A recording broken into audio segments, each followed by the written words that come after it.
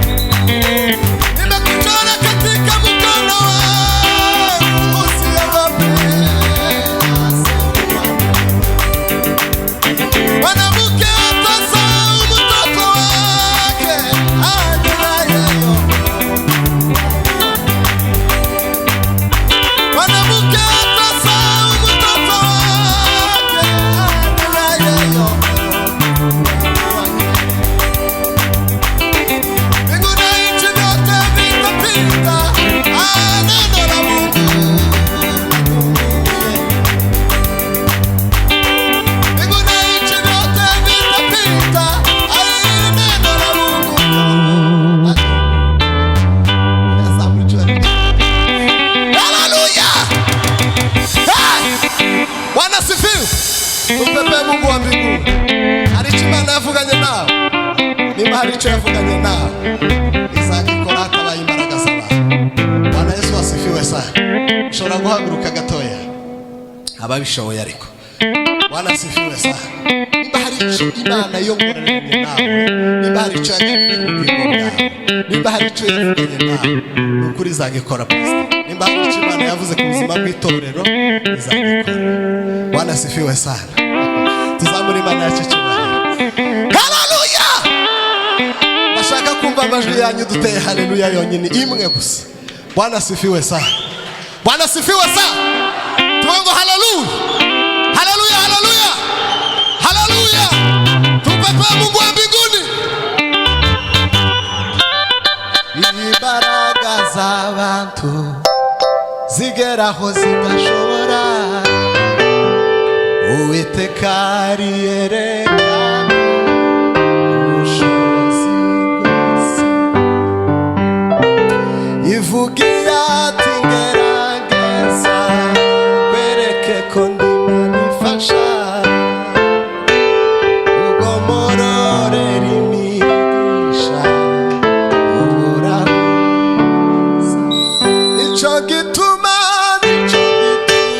kaza zamura ijwi ryawe bitala foria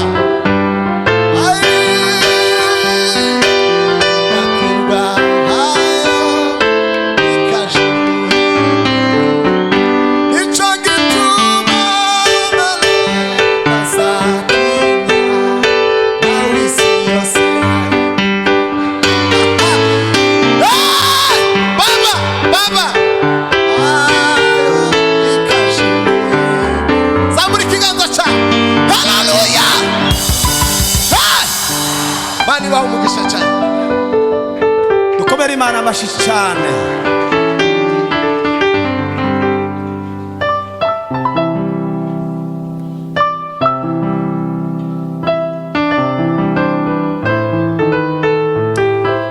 Rero reka duhamagare timu ya Kado baze irabadusangize z'uyu munsi. Imana yateguye. Imana iguheze umugisha cyane.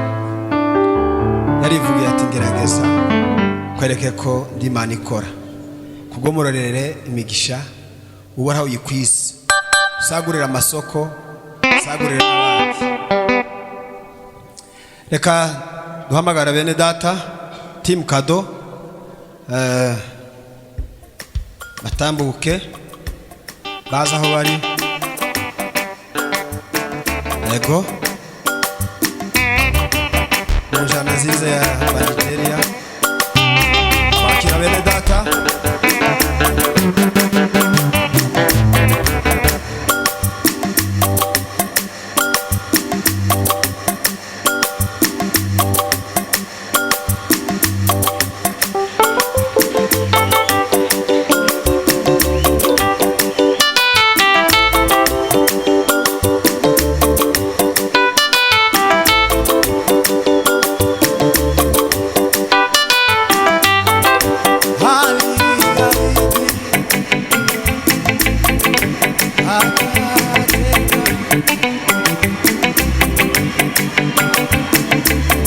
Aha! Uyo Yesu jamani, Bwana wa mabwana, hali wana basore bitavye Imana.